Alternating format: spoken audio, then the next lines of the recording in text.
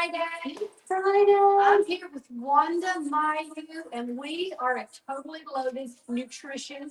I am totally loaded with mocha protein, and it is yummy.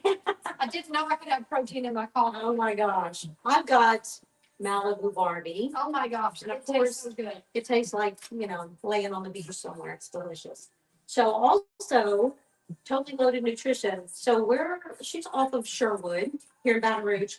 Next week, so for Thanksgiving, they have a special. Buy 3, get 1 free. Buy 3, get 1 free. So, it's worth the trip. Health is always a really great gift. It is. And it's also a great gift you give to yourself. Yeah. Yeah. Indeed. Indeed. Oh, so happy Friday. Happy Friday. Happy Fit Friday. We've got some good topics today. Yes. Wanda has come up with an agenda today, so we're going to change gears a little bit. I'm excited. We are going to be talking about empowering your next chapter. So Beth is fabulous. Yes, she's fabulous. Life coach, author, speaker. And so I thought it would be a really good idea if we pick her brain just a little bit. I thought you could help us. I would love to. Yay. I would love to. Yeah. This is a great, I call this the in-between season. You're in between Thanksgiving and Christmas. You're in between 2024, 2025. It's just a great opportunity to use this time to really use the time instead of letting it use us. Yeah.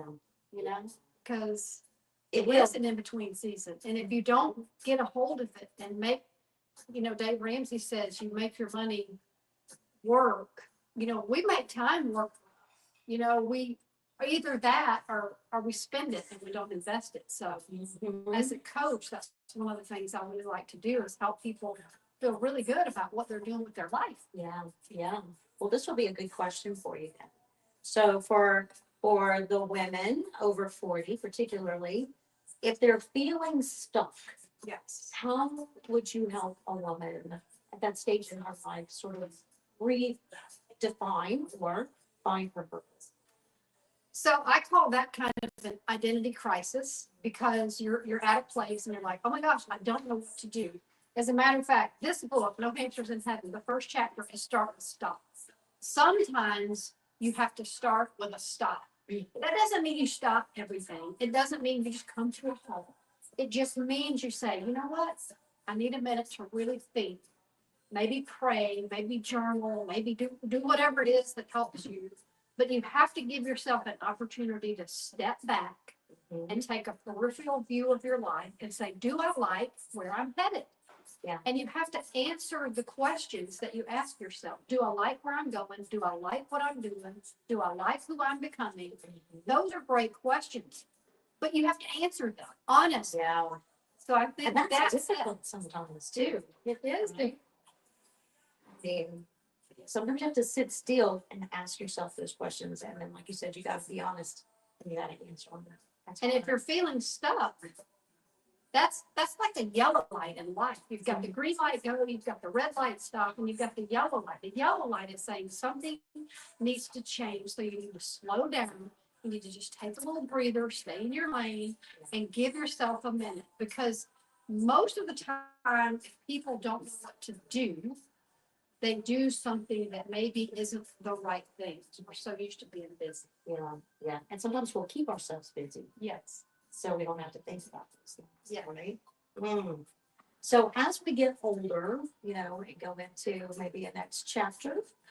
So how can we use getting older as maybe a springboard into, a new chapter or a new career or, a new direction?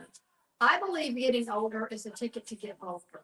I don't think that means like that. I don't think it means become mean or angry or, too aggressive. Yeah. But I think at this point you've earned the right at your age. I've raised my kids, all the things. I can check all those things off the list. So now it's really time for me to do the things I've always dreamed about doing and really putting the work into that. So it's a great time to say, what do I want to do different?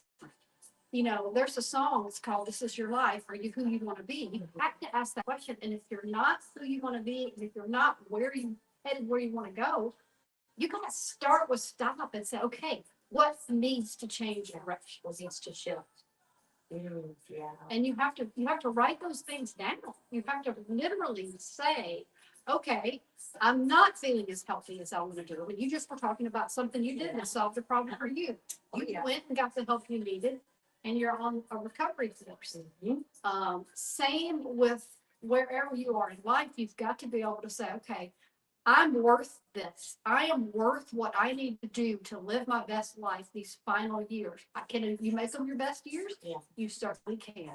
And I think in order to do that, you've got to ask the tough questions, but answer them honest. Yeah. Yeah.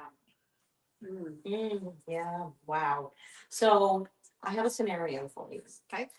I speak with women all the time, and I hear their stories. And this one lady that I spoke with, she's been a caregiver for several years now with her father, and she works really long hours, like long hours, 14-hour days, 10, 12, 14-hour days. And then she has a long commute. So she has very little time for herself. And so she feels like she's kind of lost herself, you know? Yes. And she's lost her direction and kind of gotten lost in all this caregiving and work. Yes. So how would you advise her to maybe find some balance in her life? So is there an opportunity for her to change what she's doing with the hours or no? Is that just required of her? That's required. Okay. Yeah. So, you know, when a big change like that comes into your life and it sucks everything out of you. You know, I've been walking through this with another friend, and she's an artist. And so she's had to carve out time, little bits of time every day to kind of escape. Because her schedule is demanding. It's doctor's appointments. It's all about him, her husband. And that's great. She's been a great helpmate. She's been a great wife. But at the same time, she had lost her sense of self. She had lost all of her creative juices, and she began to carve out little pieces of time to get out of the house and go and do art and maybe walk around the block. You know, there's some seasons that just aren't easy, and there's nothing anyone can say. They're just going to say, okay, you do this, you do that, and it's going to change. Some things, the only way through is through. Yeah. And she, you know, with that kind of schedule, what I think she's going to have to do is really spend some time by herself alone and saying, okay, for me, it's prayer. Lord, what does this mean for me? Where am I in all this? And I think it really comes down to that quieting the soul and remembering that what we're doing is very worthy. Yes. Because that's what happens. Is you're like, where am I? And you know, she's really making a huge difference in the life of her dad. And one day she won't have him. And, you know, my mom passed. I lived near her for the last 12 years. And I have no regrets because we had some bumpy rides in life up until that point. But it ended where I felt good about what I had done to serve her those 5 years. And so I guess having her find just some 5 or 10 minutes throughout the day for herself would kind of be what you'd say. I would say that she would have to find someone, if he's dependent upon her, find someone that can help her with some breaks. You know, a neighbor, friend, a caregiver, just someone to give her a sanity break so she can go take a walk around the block. I think it's gonna, you know, again, sometimes they're just really hard, and you've got to really make tough decisions to say, okay, Dad, I'm going to do a 2-hour lunch outside of the house 3 times a week, and I've got Wanda coming in to take care of you. You know, no need for a guilt trip. It's okay to take care of yourself. Yes. That's the critical key. thing. That is the key. Yeah. Because if you're not taking care of yourself, you can't very well be your best at caring for someone else. You know, you're Well, going the to get thing overwhelmed. about the thing about a sense of self, and this is my jam, the sense of identity. Yeah. You have to protect that very carefully. You have to really know that, as a Christian, most people, for me, it's a lot of people forget that you love your neighbor as yourself. You can't really love your neighbor if you're not taking care of yourself. You can't really love your dad if you're not taking care of yourself. Oh, sorry. But yes, you have to take care of you. You have to prioritize your own health, physically, mentally, spiritually. And if something is taking all of your time that you're not able to take care of yourself, you've got to make the tough decision and say, I'm going to do something different. Yeah. Put yourself on the activity, right? Put yourself on the schedule. Yeah. And don't take guilt trips. Guilt is associated with someone who's done something wrong. And in a situation like that, you feel guilty if you tell your dad, I'm going to leave you while I go have lunch with my friends or go shopping. But really, there's no reason to feel guilty. I know it's so emotional when it's a parent or it's a spouse or something, but that little bit of time away can save the day. It really can. Reboot your energy. Can. Oh, yeah. You'll come back with much better news. Yeah. Okay, so I have another scenario for you. Okay. I spoke with a lady this week, and she's starting a fitness program, so she has not been in fitness for a while, it's restarting. And she has struggled with going through menopause, and she feels like her identity has shifted in a different direction, and she's having some feelings of inadequacy. So, I'm going to share this with y'all because ironically, I was thinking about um, this person, and on my way here, I was thinking about the question of, how to deal with the feelings of inadequacy, and I have Beth's book. So, Life One Purpose. So I opened the book up. True story, y'all. I opened it up and I asked God to just sort of direct me in a good place where we could have some good information for someone to help. So I opened to chapter 9, which is change your words, change your world. So that I would love for you to read the chapter that just opens to me to talk about. So this is a paragraph in the chapter. Yes. And it says, I'm just going to read it and then I'll give you the context. I survived, but I'll never forget the panic I felt on stage. Inadequacy, fear. You name the emotional turmoil, I felt it. Yet several speaking dates were already predetermined. I would be speaking, able or not. This moment was a cruel test. Could I or would I press through my feelings of inadequacy?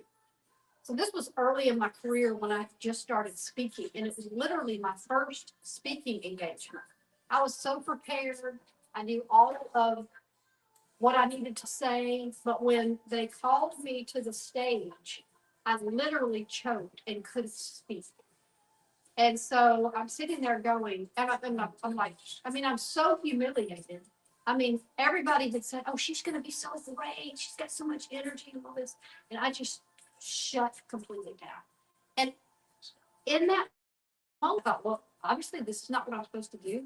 Epic fail. Yeah. This is bad. And, I pressed forward. I made it through. But and still to this day, and I've been speaking for all these years later, I remember that day almost every time. It's like a little haunt. Yeah, it's like, baby, you got up and you couldn't speak. And I think inadequacy is something that has to be put in its place. If that day I felt inadequate, I thought, okay, if I'm going to be a speaker, what's it going to take for me to not be inadequate and do the work that? And I just had to let myself feel inadequate and had to say, okay, I'm not inadequate. I'm going to keep doing this. Yeah. And I kept going. And sometimes it's just you're going to have times when you just fall and you trip over yourself and you have an epic fail. And everybody has those. But when you fail, you fall forward. That's the key. Yeah. You're like, you don't ever fall back. So Yeah. Is that helpful?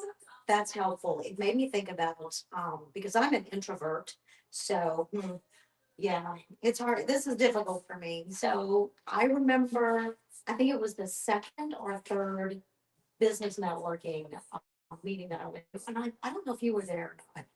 But they go around and everyone says what they do and what's their name.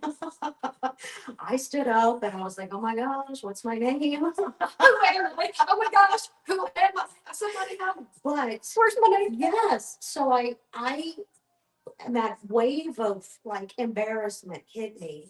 And so I sat down. Like, I don't even know what I said. I'm pretty sure I barely said my name, but I sat down and I left and kicked myself, in the booty all the way home, thinking about, what a failure I was, and how, ridiculous and how stupid, and, all of those negative things that those reinforcements come in, but I went back and I was not gonna give up. I was like, I can do this. If they can do it, yeah, I can do it. So I guess for her, this woman and her feeling inadequate at this point in her life, um, just give up. Well, you have to go back to the title of the chapter. If you change your words, you change your form. And we typically equate that to like, I'm going to say nice things to you, but what am I saying to myself? And we forget the internal dialogue that we have with ourselves every day, whether it be, am I going to go to the gym? Am I going to, cook a nice meal? Am I going to stick with my budget and Christmas shopping? Am I going to do something kind for, one of my adult kids? It's following through with thinking about that and speaking kindly to yourself. Okay, I did trip over myself. That was an epic fail. Yeah. That wasn't good. Didn't do a good job, but Right. that's okay. Acknowledge it, And right? I'm gonna go forward Yeah. and I'm gonna get back up. It's like you fall off the horse, you get back on the next one. Right. And I think it was Jordan Peterson. Do you know who that is? Oh, yes. Okay. Love me some George. I do too. I was about to say, well, you either love him or you don't. I love him. He's over my head. Yes. You really listen to him. It's It's lovely, deep. but I'm like, okay, It is what deep. did he just say? So you know what I'm about to quote. Take care of yourself as if you were something. Your husband. Oh, now I think. Take care of yourself like you're someone you're responsible to take care of.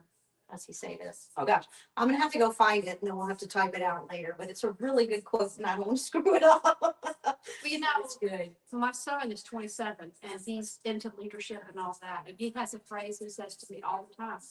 Like if I'm gonna go speak, he says, Mom, own the room. Own the room. If you're gonna walk into a room, why not walk in and say, I am here, I should be, I belong. Yeah.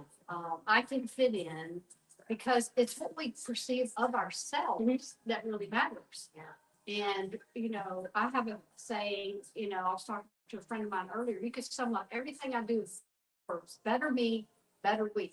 We all want to have great relationships. Yeah. But the only person I can change is me. But by changing me, I change everyone around me. And I think that is the critical part is you're worthy. You are worthy of the work to be done, whether it be fitness, whether it be counseling, coaching. You do what you got to do to take charge of you so you like you. If you don't like you, you got to go back to that. Yeah. That's good. That's good. Yeah. Okay. So going into 2025, holy cow. I know. Holy cow. Merry Christmas. Happy Thanksgiving. Happy everything. What tips do you have for women going into 2025 and their New Year's resolutions? What advice do you have? So I'm a big believer that New Year's is not about resolutions. To me, it's about revelations. So, resolutions are, soft commitments that we make. But Yes. revelations are when you critically change something in you. And for me, when I make if I have a word for the new year or I have a revelation, it's a change of heart. Because if it changes here, it changes everywhere. So I think if you're gonna make resolutions, make them a revelation, make them a wave of change where you're like, okay, I'm gonna do this, but only pick what you're willing to do. Don't set yourself up to fall. I think you just got to give yourself the added benefit. I can do these things, and I'm going to do these things. Challenging and attainable. Yes, Yes. and you have to have self-respect. You know, you have to be willing to hold your word to yourself. You know, if I say I'm going to read a book and take a class and get a certification, and then don't do that, who beats me up? Right. Me. Oh, yeah. I beat myself up Yeah. because I didn't do what I said I was going to do for me. And I think we have to keep our word to ourselves, because that's when we start feeling like epic failures. Yeah. Yeah. That's good for 2025. Keep your word for yourself. Yeah. Make some big commitments. I mean, especially if you're in your 40s or 50s, so I'm turning 60. I don't want to waste a minute. I don't want to waste a day. That doesn't mean I have to grind and be crazy all the time, but I want to enjoy what I do, and I want to be great at anything I put my hands to, because I don't like mediocrity. Yeah. Yeah. I really don't. And I just don't think that any of us fall to just blend in with the crowd. You know, we kind of have to have our signature identity and who are we? And we got to carry ourselves with a sense of confidence, which is a learned skill. Yeah. Yeah. Speaking of blending in with the crowd, it just made me take a glance at her shoes. So you show and tell. They're like sparkly. Yeah, these are Christmas shoes. I like fashion and I like jeans. I might be 60, but let me just tell you something. I wear me some bright clothes, and people know when I'm coming in, I'm like, okay, yeah, I'll wear something crazy. But that's what it is. You got to be willing to say, I don't care what anybody thinks. Yeah. I love the shoes, and I'm They gonna go wear with the sweater They go and your earrings. Yes. And your personality. Yeah, Beautiful. Beautiful. But I think you have to decide what those things are for you. You know, I have my F words: my family, faith, fitness, fashion, and fun. Those are the things that sum up the things that my life revolves around. And fashion and fun, I mean, how can I go with that? You gotta have some fun. And if you don't put fun on your calendar It and doesn't do happen. things Yeah. with your people and let loose and just get a little silly, and you know, the older you get, the bolder you can be. Yeah, it's true. Blame it on the age. Us anymore. Come on, everybody. Once you become a senior citizen, That's right. everything is your own. Yeah. Okay. So we'll wrap this up. Thank you very much. Thank you. So, okay, I have a question. Do you have do you have some promos that you're doing for the holidays for coaching? Anything? Book? Yes, I have both books are available online. I was going to do this cute little uh, Friday thing, but both of these are at bethtownsend.com. And I also have an identity identifier on my website. It's 10 questions that you can go ask yourself. And it just basically measures how you feel about you. And you can score 70, 60, 100. And then if you want to talk about it, I'll be happy to talk to you about how to get that to 100. We need to be at 100. Yeah. Not perfect, Yeah. but striving to be our best self. Yeah. That's fantastic. Thank you. Thank you Thank so you. much. And thank you, Lisa. Again, we're here at Totally Loaded Nutrition. And don't forget, they've also got a Black Friday special next week. Yeah. Got ice cream, cappuccino, mocha, and let me tell you, it is yummy. It's delicious. It is Yeah. delicious. Yeah.